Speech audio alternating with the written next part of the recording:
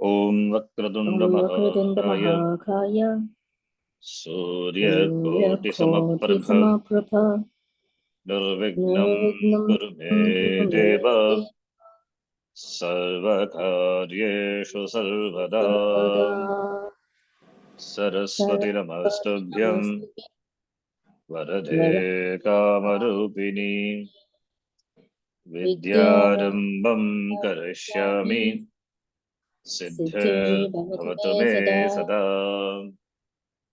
Gurur Brahma Gurur Guru Vishnu Vishnu Guru Gurudevo Deva Maheshwaraha Guru Guru Sakshat Sakshat Param Brahma Param Tasmai Shri Tasmai Gurave Shri Gurave Namaha Om Sahana Namaha Bhavatu Sahano Sahana Bhunaktu Sahaviryam Sahaviryam Karavavahe Karavavahem Tejasvinavadhitamastu ma Tejasvinavadhitamastu ma Vidvishavahem vidvishavehi. Om Om Shanti Shanti Shanti. Shanti Om Shri Paramatmane Namaha Om Shri Paramatmane Namaha. Atha Chaturthodhyayah अथ चतुर्थोऽध्यायः Shri Bhagavanuvacha श्रीभगवानुवाच Imam Vivasvate Yogam इमं विवस्वते योगम् Proktavanaham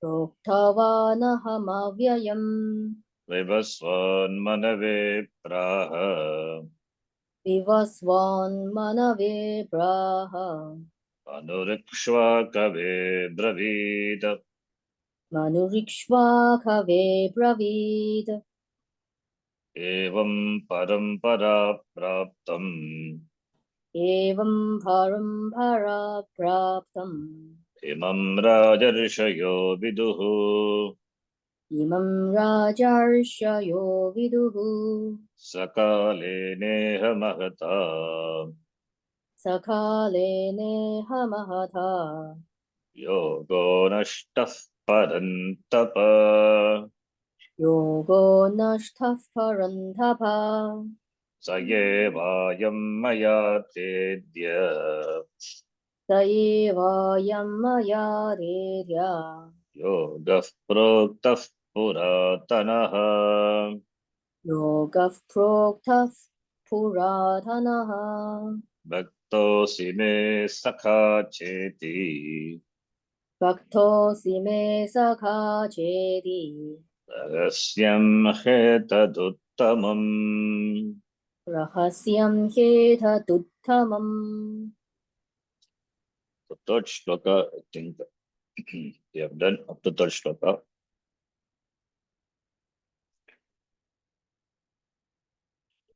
So this yoga taught by me down the parampara, it has been transferred, and I teach you the same yoga what I taught them before.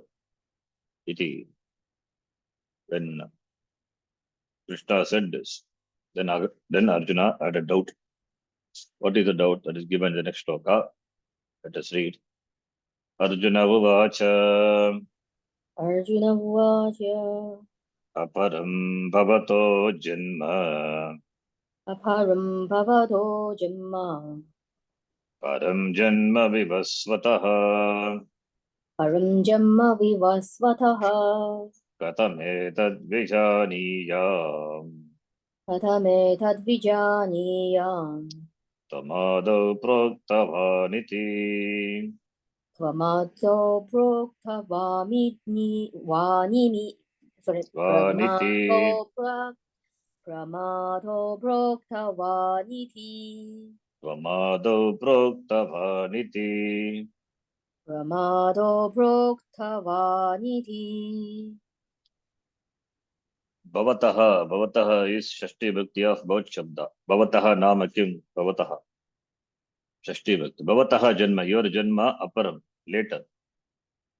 Param Janma Vivasvataha, Vivaswan. You said you taught it to Vivaswan. His Janma was before. Your Janma was later. Now, the one who is born before you, you taught to him. Katam edat vijaniya. How to understand that you taught Adav in the beginning to them, to him. Tam Adav proktavaniti. There is a discrepancy, clear contradiction. You are now in front of me. I could see you. You are there. So we live in some period, some time. Vivaswan lived before, long before. Adav in the beginning. And you say you taught to him in the beginning. How to understand this? So that is a question. Arjuna said, your birth was not so long ago. Means it was known, it was just this century as mine. Whereas Vivaswan birth was a long time ago, at the beginning, in the beginning of the creation. How am I to know? How am I to understand what your statement? That you told this yoga to Vivaswan in the beginning. The first verse of the fourth chapter, Bhagavan said, Vivaswan, I taught this to Vivasvate Yogam Proktavaniti. Krishna has said that he gave this knowledge to Vivaswan, which seems to be a contradiction. Since Krishna lived at a much later time than Vivaswan. Therefore, Arjuna, he says, Aparam Bhavataha Janma, your Janma was later.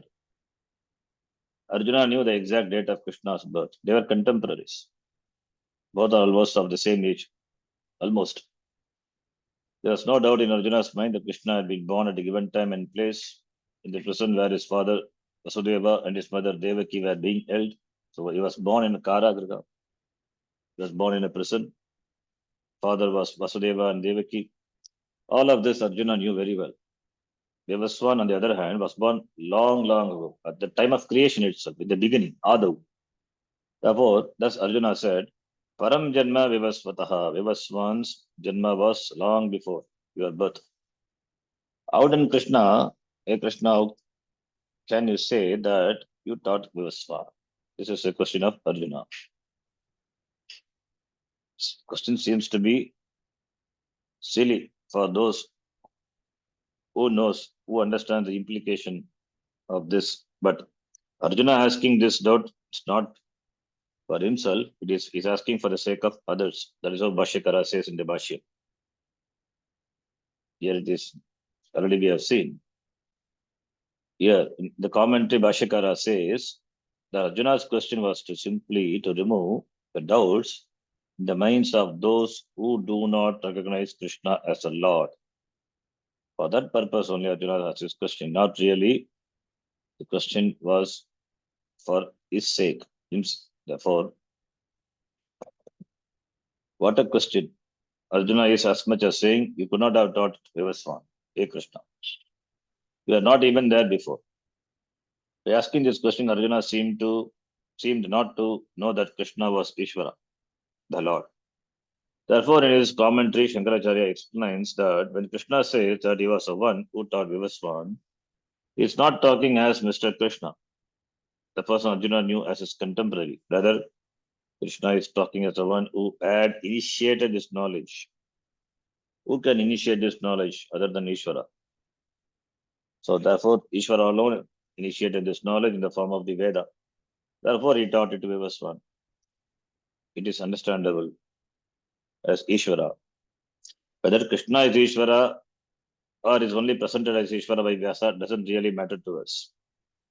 All we need to know is that the entire dialogue is, that is, the Gita is between Krishna as Ishvara and Arjuna is Jiva, an individual. Because the dialogue between Ishvara and Jiva. Therefore, Gita can be called Jiva Ishvara Samvada. As a Jiva, Ajnani Jiva asking Vijnani Ishvara. Therefore, it's asking for knowledge. The dialogue is meant for gaining the end, that is knowledge, that is moksha, therefore Sambhada.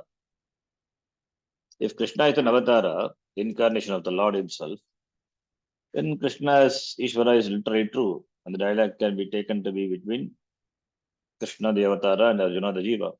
Otherwise, the Gita can be simply taken as a story, Akhyayika story. Like Upanishads also Akhyayika stories. The understanding that what Vyasa was presenting was the knowledge of the Veda in the form of dialogue between the Lord and an individual. Here, Arjuna wants to know how Mr. Krishna, a person who was born at a given time, could say that he was the one who taught Vivaswan, who was born long before. Shankaracharya believes that Arjuna knew that Krishna was Ishvara. That is why Arjuna chose Krishna. He did not choose his army.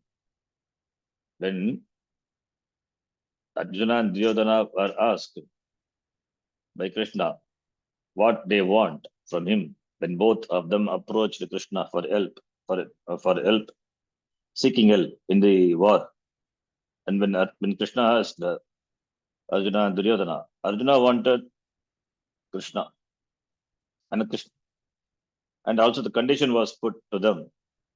That is, either you can choose me or my army. If you choose me, I will not fight. I will not take the weapon. I will, I will, I will be on your side, but I will not participate in the war. You choose my army, they will participate. You can order them, command them, you can use them. So either you have my army or me. So this was said to both Arjuna and Duryodhana. And Duryodhana, he thought himself to be intelligent. He chose Krishna's army. He thought the numbers could win over the opponent. So therefore chose army. And for Arjuna, he chose simply Krishna. I want you alone to be on his side, on my side. Therefore, when he chose Krishna, at that time itself we must be knowing the greatness of Krishna. Therefore, he must be aware. He must be aware that Krishna is the Lord. So wherever he is, that side going to be victorious. He must be knowing. So therefore, he says Shankaracharya believes that Arjuna knew that Krishna was Ishvara. Otherwise, before the battle, when he was given the choice of having Krishna's army or Krishna himself on his side, he would not have chosen Krishna. Yes. Swamiji also said the same thing. I didn't read this. Oh, it's surprising. It's same. Either you take me as the one who is unarmed, or as one who is not going to fight, or you take my entire army. For the choice Krishna had given Arjuna, as well as to Duryodhana. But Arjuna was given the first choice because he was the first person whom Krishna saw when he woke up. Krishna was lying on his cot when he woke up from sleep. He saw Arjuna first. Therefore, choice was given to Arjuna. Arjuna chose Krishna, and Duryodhana was sitting near the head of Krishna. Krishna did not see Duryodhana. When he saw him, then Duryodhana also told the same thing. I also came here to ask for help. I want your army.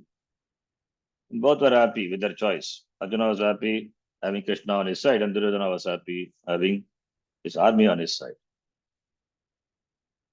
If Arjuna had known Krishna as only as Mr. Krishna, he would not have chosen him.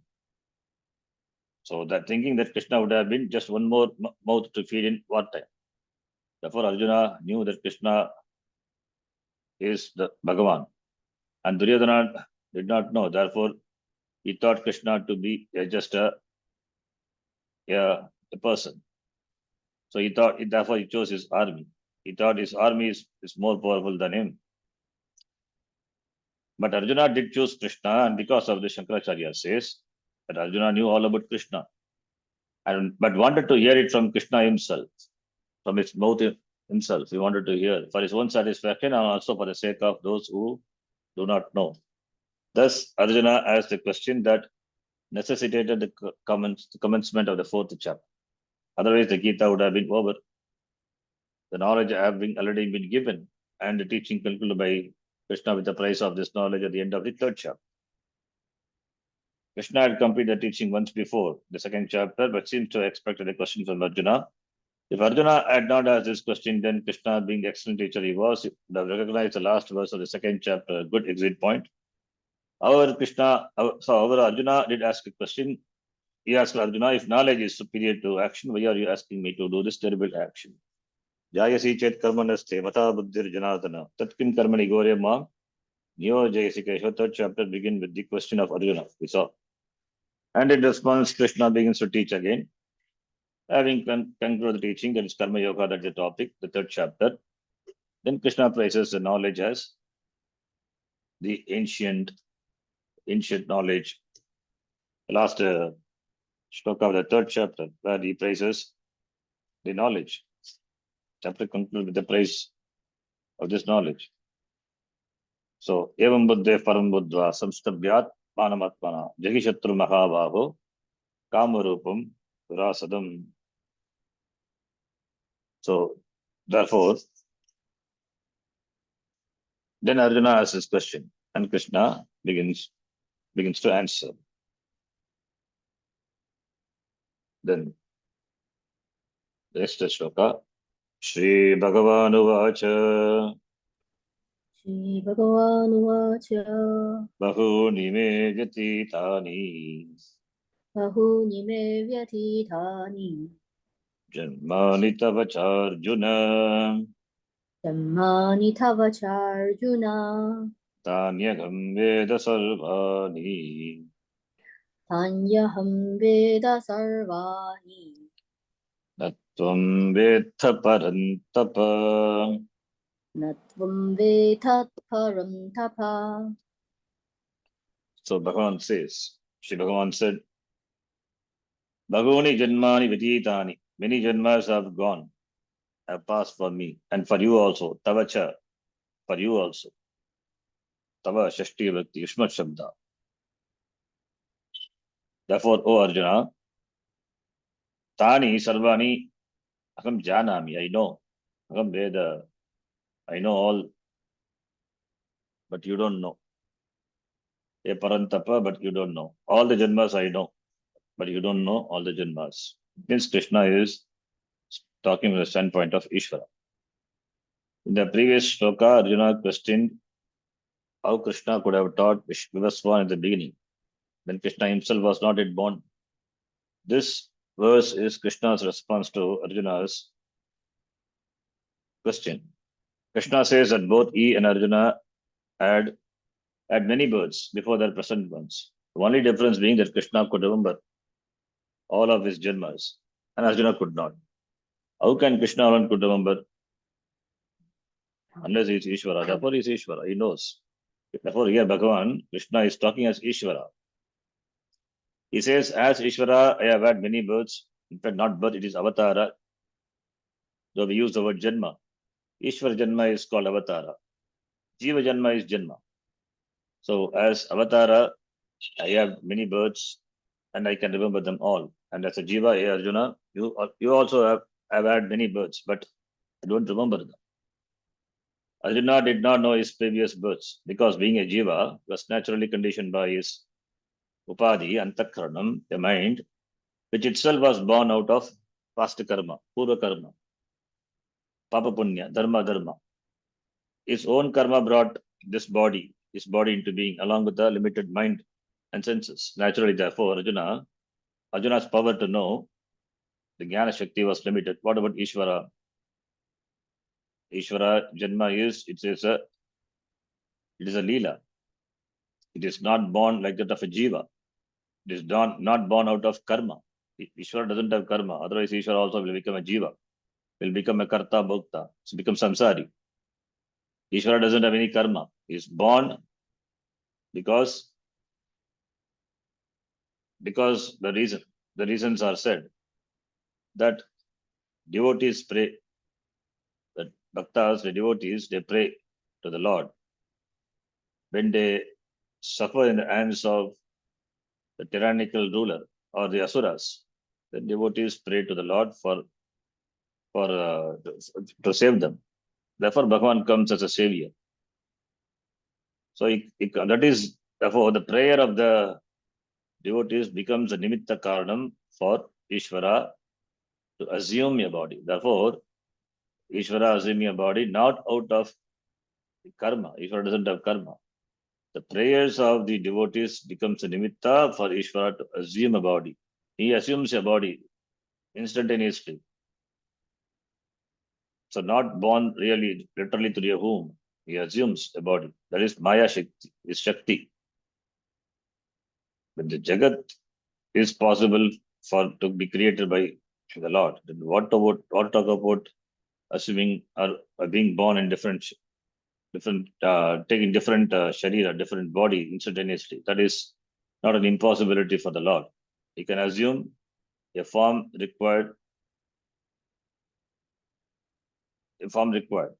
like in his incarnation as Nasima, as a lion god.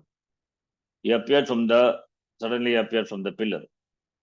When Hiranyakasipu, when he was told by his son, the Lord is everywhere. And when he asked whether he's in the pillar also, yes, he's in the grass, he's in the pillar also. When he hit the pillar with his gada, with his mace, then breaking the pillar, the Lord appeared. That's called Narsimha Avatar in the form of the lion god. The face having the lion head and body, the human form. So mixture of both, the animal and human, animal head and human body. From the pillar he appeared. That's an avatar. So what made him appear to the pillar? It is a prayer of this Prahalada. So such Janma Avatara is possible for the Lord. So that is not born out of the Purva Karma, that is Papa Punya, like that of a Jiva. Therefore, Arjuna's power to know that Jnana Shakti was limited. And because of this, he could not understand what Krishna means by saying that he had taught Vivasva. Thus, Krishna explains that the only difference between them was that Arjuna was born of karma, his karma, previous janma, and janma to the previous, to that before. So many janmas Arjuna had taken, and the karma pala, because of his karma pala, he is born. And Krishna was not born of karma. It was a prayer of the people that brought the Lord, that made the Lord to assume a form required in the situation to save the devotees, bhaktas. Therefore, many of the Dashavatara, the famous avatara, 10 avatars, not only 10, there are so many avatars which are mentioned in the Bhagavatam. So all these are avatars. And Rama avatara, that is Rama avatara, Krishna avatara is unique. There they were born as a baby and they grew up like that of a human being. And Rama avatara is almost Rama avatara, as in that avatara, Bhagavan displayed the human qualities. More of human, born as a human being and born as a baby, grown up, so had all the experiences as that of a human being. So therefore, the avatars are different and the purpose of avatars are different. Therefore, they take Janma different from that of the Jiva, not out of helplessness like that of the Jiva. The Maya is under the Vasha of Ishvara. Therefore, having Maya under his Vasha, Ishvara can create any Shariram, Mayika Shariram. All these are Mayika Shariram. So that's why Bhashyakara says in the beginning of the Gita, as though was born. It's not really born. Krishna was not really born. As Ishvara is as though born. Because not born of karma. Therefore, moreover, Krishna was aware of this fact. But Arjuna was not. What Krishna says amounts to, I am ever enlightened, Nitya Buddha, Nitya Shuddha, Nitya Mukta Swabhavaha. Therefore, I am never bound at any time in any way whatsoever, even when I assume a body. You are also Nitya Buddha, hey Arjuna, but you don't know it because you have ignorance. Avarana. Your knowledge is covered by Avarana Shakti, ignorance.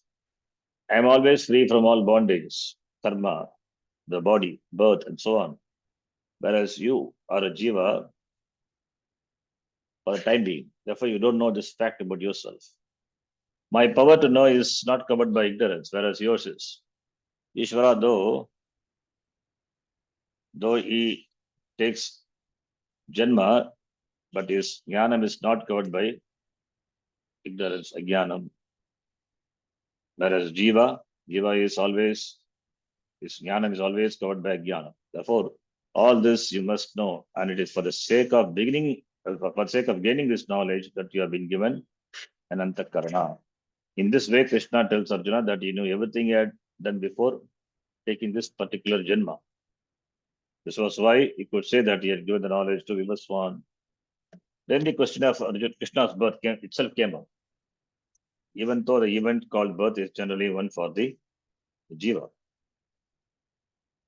Now, the cause of birth for the Jiva. Jiva Janma Karanam.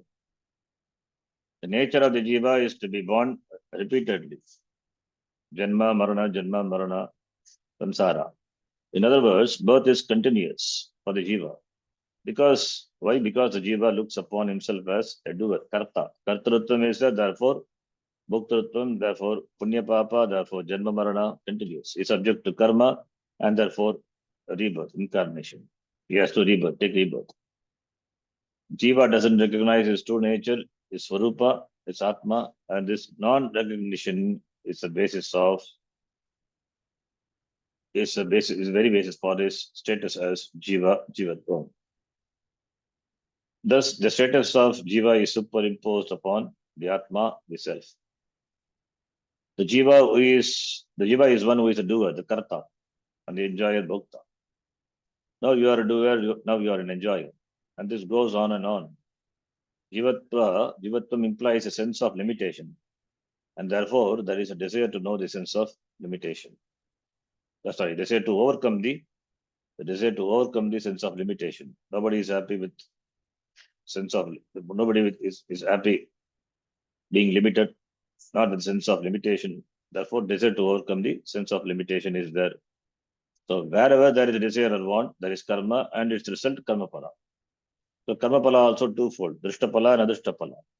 So it's results which are seen and the results which are not seen, unseen result. The adrishtapalam, punya papam, can fructify either in this life or later. Because of the adrishta karma pala that is accrued to the doer, the karta, the person is born. All these are stored in his account, sanchita karma. So out of sanchita karma, a certain portion fructifies in the form of this janma, which is called prarabdha. Prakashena arabdha. It is started. They started. Again, the person who performs karma for which in this janma, because of prarabdha, in this janma, again he will perform karma for which there will be results, unseen results, adushtapala. And again the person will be born. That will be added to his account. Again he takes birth. That's what is meant by samsara. And it is only for the jiva. Whereas for the Ishvara on the other hand, he has no doership. He is akarta. That is swarupa of Atma, Ishvara. Although Ishvara creates, sustains, dissolves the creation, he has no doership because he has no ignorance. So ignorance is a cause of doership. For him, the capacity to create is only a power. And wielding this power, that is Maya Shakti, he creates everything. Knowing that he is not a doer and therefore being free from doership, Ishvara doesn't have enjoyership, phala bhoktrutva, either. Now does he receive the results of action that cause him to be born again. Therefore, as Ishvara is not born, he is dharma adharma tita. Since dharma, adharma, punya papa and karma pala are not there for Ishvara, therefore he cannot be born at all. In fact, then how is he born? That is Mayika Shariram, as though he is born. As though he is born.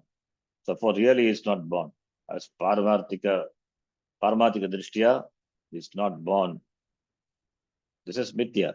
Even his Janma is a Mithya. Therefore only we say is as though born, not born out of the Purva Karma. Purva Karma not there because Akarta, therefore no Purva Karma. Then what makes him assume a Sharira, a body, an avatara? That is the prayers of the Samashti prayer, the collective prayers of the people. That is a cause. That's going to come later. So that is a cause for Ishvara Janma. And Jiva Janma, the cause of Jiva Janma is their own karma. Iti. And then comes the next shloka, for which it is given here, Sangati, the form of Sangati. I think we'll read that in the next class. Om Purnamadav Purnamidam Purnat Purnamudachyate Purnasya Purnamadaya Purnameva Vashishyate Om Shanti Shanti Shanti Harihi Om Shri Gurubhyo Namaha Harihi Om Dhanyavadaha.